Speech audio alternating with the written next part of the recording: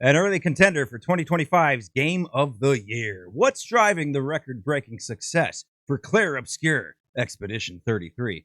Plus, a devastating delay for GTA 6 as Rockstar Games officially announces a release date. And is the wait finally over for Hollow Knight Silksong? It's the Gamer Buff. What's going on? Jefferson Carps with the Gamer Buff, Dove Larson. What's up, Dovey? Not much. How you doing, bud? I'm doing great. Lots of indie news and indie releases to cover. Let's get it on.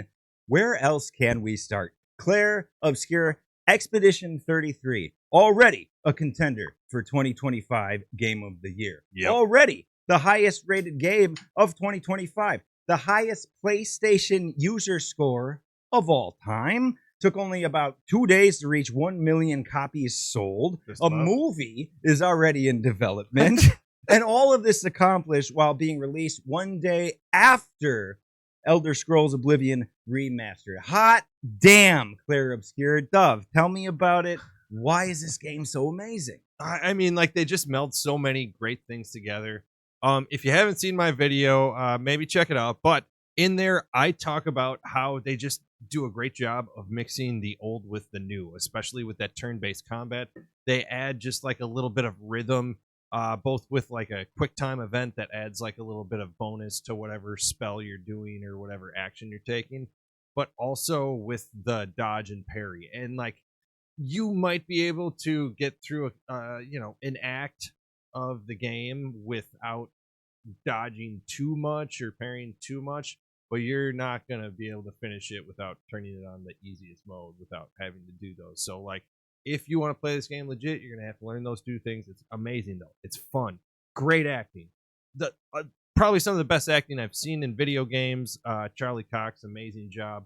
Great writing. It's got great pace, and I love how it also just doesn't sit there and try to explain itself too long either. It just, this is what's going on, let's move forward. You know, like some games get hung up on their own lore or high on their own supply and just want to sit there and tell so much of the background. That doesn't happen in this.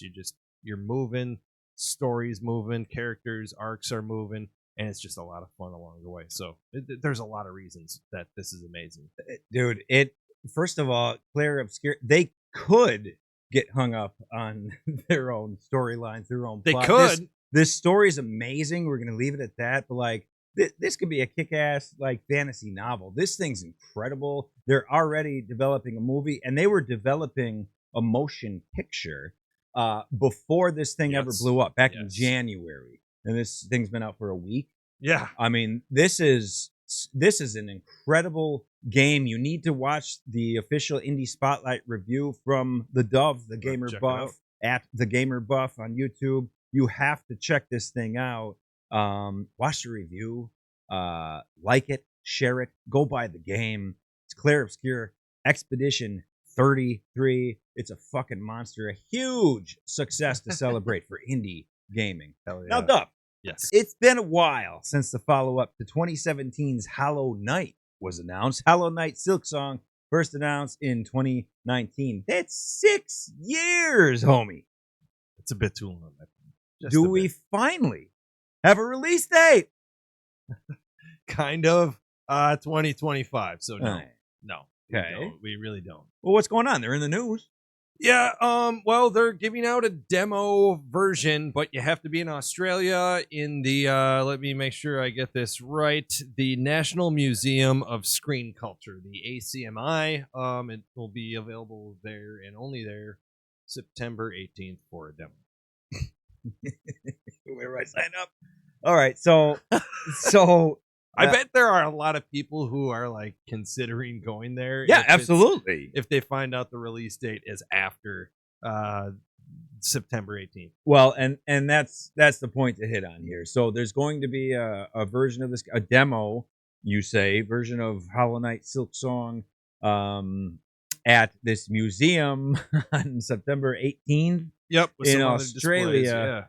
So the working theory here is that, well, then the game must be out, before that.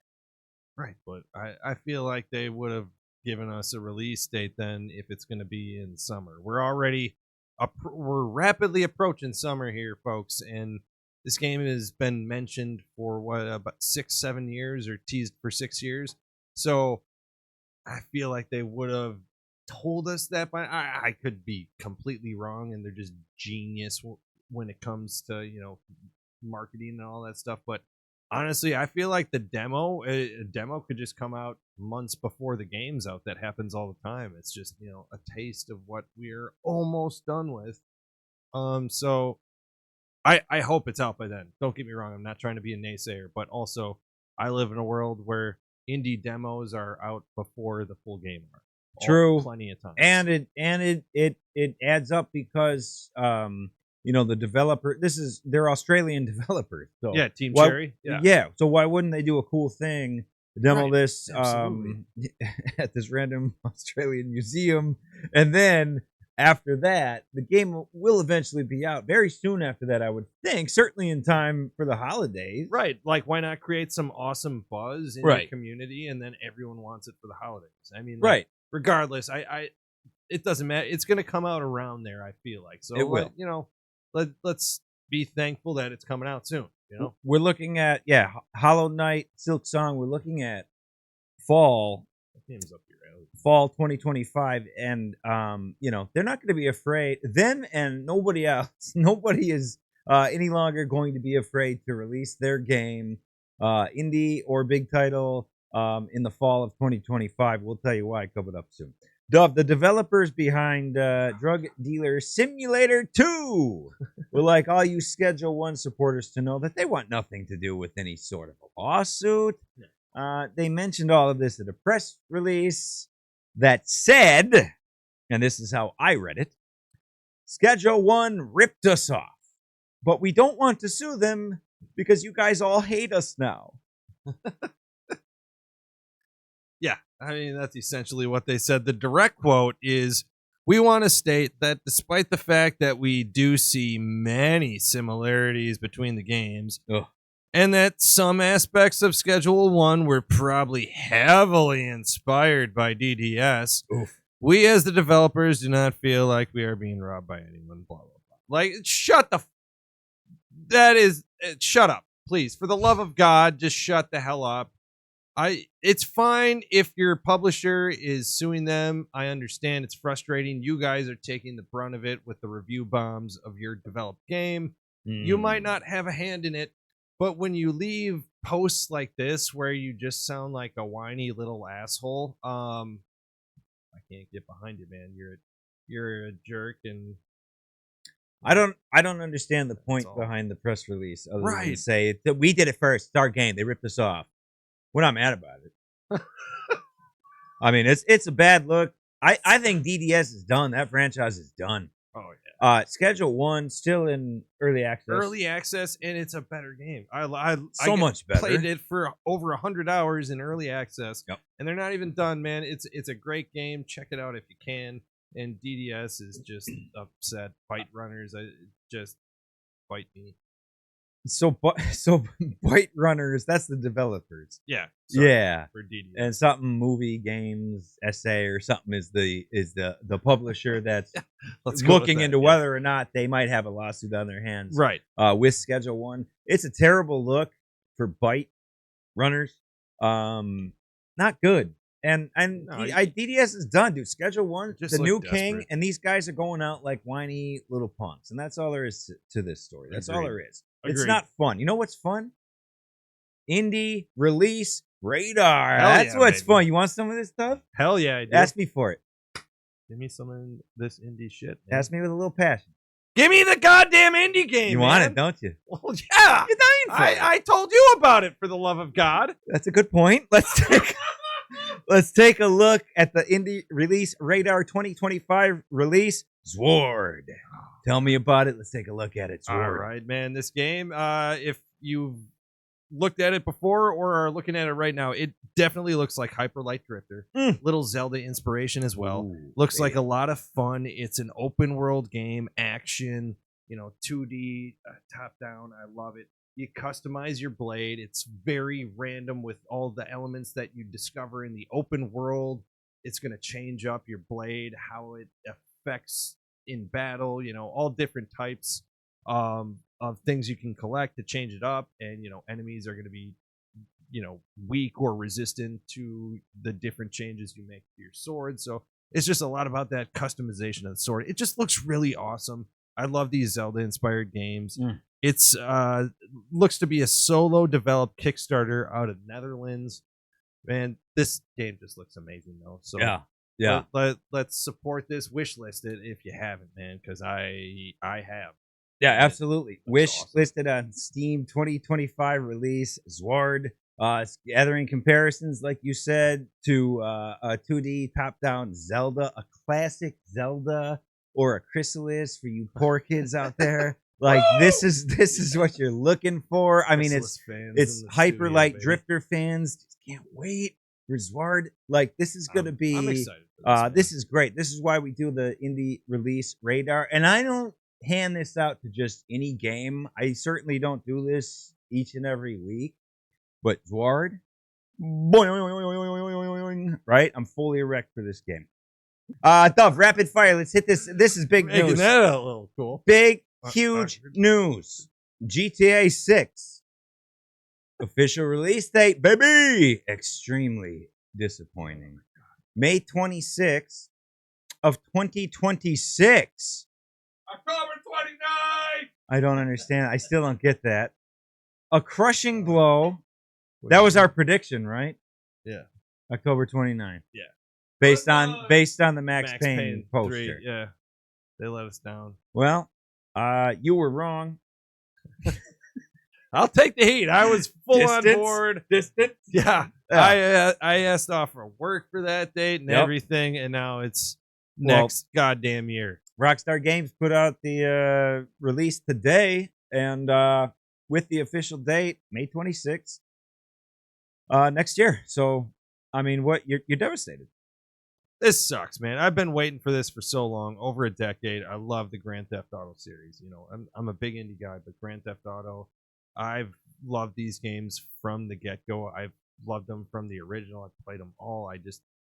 These are some of my favorite games to play. I was very upset when I heard this, and now it's like we were so close to being like, all right, man, it's comfortable to like feel excited about the game. Everything's lining up. They're just saying like maybe a month ago how it's definitely coming out this fall. Rockstar was claiming on all their social media, oh, definitely, don't worry about it, it's coming, it's looking nice. And what, just 30 days later, whatever the hell it is, now they're like, give us another year or 7 months or whatever the hell it is. Sucks for us fans. It does. It's just, I mean, there's nothing else you can say. It sucks. You know, obviously, you really hope that when the game comes out, you wait another full year from now. You hope there's no issues. You hope it's like a kick at the best of all the GTAs.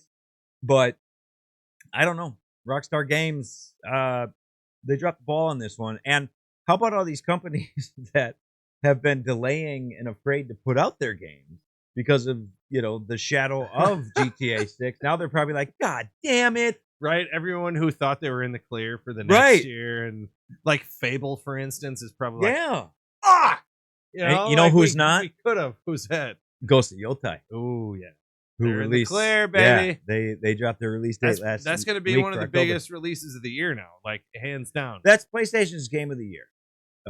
It is. Well, it absolutely compete with Clair because they've had like the best PlayStation score like of ever. All time. Yeah. User score of all time. Clair Obscur. Yeah, that's a good point. It's going to be a tough one, but I think it's going to be a good fight. I'm so excited for Yotai, man. All right, one more before we get out of here. We do have a new retailer in the race for a Switch 2. Dub. Where do I go buy my Switch 2? Same place you buy mass quantities of toilet paper. I'm talking about Costco. You got a Costco membership. Baby. You can pick it up. No pre-orders, but they'll have it the day of the release for Switch 2. So, you know, they'll have it online. I'm not sure about the in-store stuff yet, but they'll definitely have them available online release day. Yeah, so I think what we're finding out here is, you know, another gigantic retailer jumping in to sell the Switch 2. that tells me there's going to be plenty of these consoles available on the launch date. Is it June 5th? June 5th, I think. Yes. It's they're going to be available. You're going to go get them. This is just another gigantic retailer where you can get them. This is huge. You got your Best Buy, your GameStop. You now have Costco, Walmart, Target, whatever it is. This console is going to be available. This is big news. And Costco might have their own bundle, because Costco likes to do that sort of thing where you're getting the online membership for Switch for Nintendo for a year, or something with it. That's what people have seen online. Nothing's been confirmed yet, but yeah, that looks to be something that only Costco has. Would be that extended membership for the online bit of Nintendo. So it might be worth it to actually get it there if you haven't picked it up or couldn't get the pre-orders. Yeah. Maybe you're gonna do that online. Check out Costco. Hook up the TV or whatever. And the potato salad out right now. It's the official Spotlight review. Clair Obscur Expedition 33 at the Gamer Buff on YouTube. Catch up on all your favorite indie news, by the way. Indie news, release alerts on the Gamer Buff playlists at the Gamer Buff. And, of course, like, share, and subscribe. Fight for us, damn it. We're sure the hell fighting for you. Let's talk to Jim Adams. Assuming he's... Jim? Hello. Are you back? Jim Adams is here. Yeah. Jim Adams, by the way, amazing you will all show. know him and love him. Jim Adams of Two Hats to the Beard. Jim Adams of the brand new, soon to debut Trailer Tuesdays. Jim, what are we going to do on Trailer Tuesday? Talk to me. We're going to have so much fun. We're just going to have a good time. We're going to watch the new games, the trailers for the new games, and we're going to give our take, our impressions of the games. And we'd love to hear from you people, too. We just want to know what you think about those games.